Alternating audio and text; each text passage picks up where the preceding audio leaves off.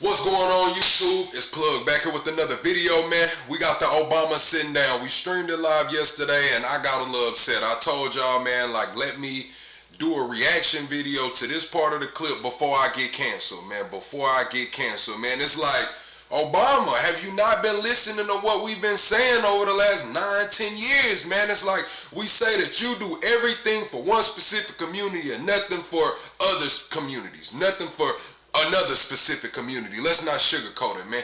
And here we go. We got a nice interview going. They're talking about men raising men. They're talking about having a community. And then he just starts throwing sugar, spice, and everything nice into the interview. Like, what? What? It's like, Obama, you're an excellent speaker. You got the nation. You had a nation for 8 years under you. And you just still don't get it, or you just don't care. It's like you get all the way to the damn rim. You get to the rim, fast break, Obama, open lane, nothing between him and the rim. He goes all the way up, and he just smokes the layup, Angel Reese style, and maybe he tries to, and misses the whole damn goal. That's what he's doing here. That's what he's doing with the community. I get it. We trying to get away from the shut up and dribble. So I use the basketball analogy, man. Straight up. That's how we doing it tonight, man. Let's get into it. Men who were engineers, and then there were men who were. Now, I was a little too early in the clip, man. Let me pull the clip back a little bit, Chad. Let me pull the clip back a little bit. But many, and you know, one of the things when Michelle and I first started dating, and I'd go over to your guys' house, one of the things I loved was just, seeing all your uncles and your cousins. And there were a bunch of different kinds of men. Mm-hmm. Pause, Obama. Pause. You really need to pause because of where you're trying to take this conversation. Like, pause, man. The favorite thing about going to your house was to see your uncles and your cousins and all different kind of men. I get it. You could have said community. I like, community. But it's like, I don't know, Obama. I don't want to nitpick this shit here, but it's like you're making me. It's like you're making me. Like, you had all opportunity to speak for the shit that we've been waiting for you to speak on for 10 years, man. When you got out there and you called everybody out for not acting like they wanted to vote for Kamala. You called out black people then. We not going to forget... if you don't vote this way, you're not black. We're not finna forget none of that. Now when it's time for you to talk about some topics you on your wife's show, just you and your wife, America's watching, you run away from the one time you mentioned it started in the black community. You ran so far away from that topic. It's like you got the backpedaling like Speedy Gonzalez. I'm talking about like what? But yeah, he should have said a pause right there. There were men that were kind of soft-spoken, and then there were men that were loud, and there were men who were engineers, and then there were men who were drug dealers, police officers. There were men that were soft-spoken. He used that to lead into what the hell he wanted to talk about. There were men that were soft-spoken. There were men that were loud. There were men that were engineers. Then he gets stumbled up because he finna keep it too damn real on his interview and say it was men that was selling drugs, it was men that was hustling, it was men that was robbing. He was probably finna say one of those. His wife picked them up. Police officers. She thought it too. Think about what's the opposite of a police officer, a damn criminal. So come on, man, we see what's going on. It is what it is, man. Don't be ashamed of your people. Or they drove, a Jimmy cab. Yeah. Right? They drove a Jimmy. A Jeep, a Jimmy cab. Maybe they drove some. And that's one of the things that I think a lot of times boys need is not just exposure to one guy. One dad. One dad. No matter how good the dad is. He can't be everything. He can't be everything. And then that boy may need somebody to give the boys some perspective on the dad. Yeah, right? Yeah. One of the most valuable things I learned. Now this is where it gets a little more crazy. I mean, this is where it just takes a turn. It's like one of the boys might need to give perspectives on the dad. or one of the dads might need to give perspective on another dad. Like, okay, that's cool for what it's worth. Like, hey, maybe your dad doesn't understand because he, works over here, works over there. But it's like, just listen to what he says after this. As a guy, I had a gay professor in college. That's where you really wanted to take it.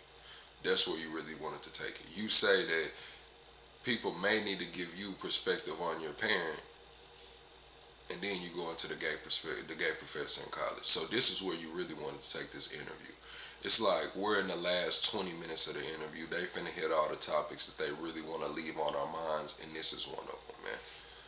Like, now you come here talking about you got a gay professor in college. Was he short? Was he tall?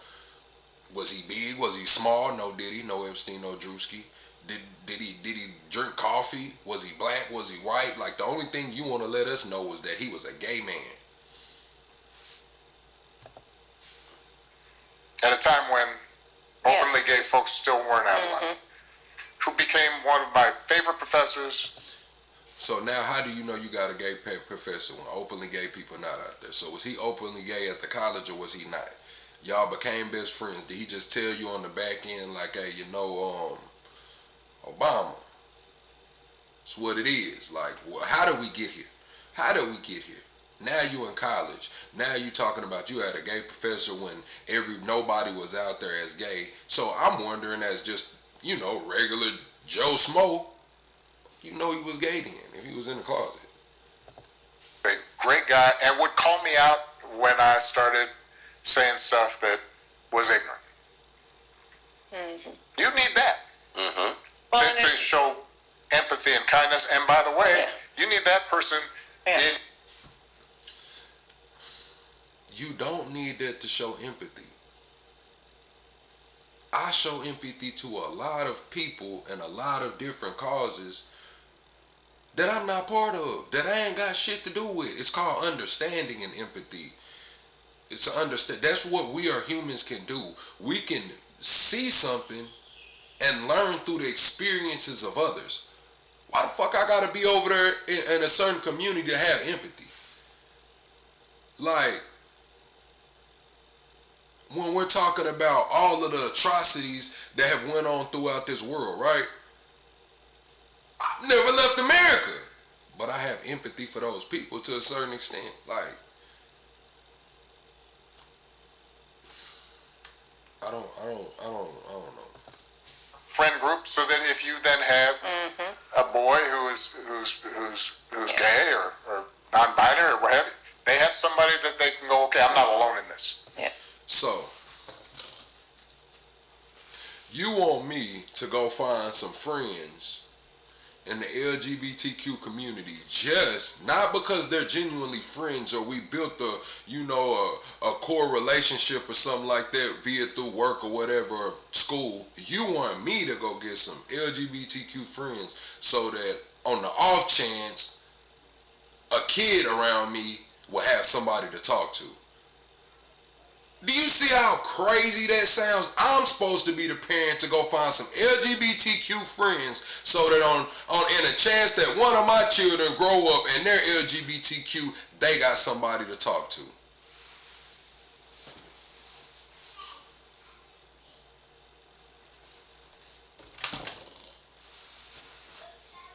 That's what you're trying to tell us. That was one of the most important topics of this interview, was to tell parents, hey, look, you need to go get you some friends like this because your child might end up like this. Why can't I just raise my kid with the friend group that I choose? Why are you pushing off to me what kind of friends I should have? Why are you not pushing off to me that I should, have some straight friends? Why are you not pushing off to me that I should have some tall friends? Why are you not pushing off that I should have some short friends? Why are you not pushing off that I should have some ugly friends? Like, why is it this one community, this one group of people that you so gung-ho about, bro? This is our plight with you, Obama. Non-binary, friend. I should go find a non-binary friend, so in case my child wants to be non-binary, they got somebody to talk to.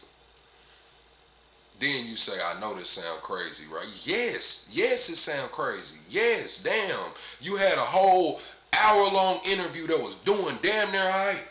Hit some great topics. Structure, fundamentals. And then you just, boom, take a hard left turn trying to tell me as a parent what I should do in case the off chance something happens with my children.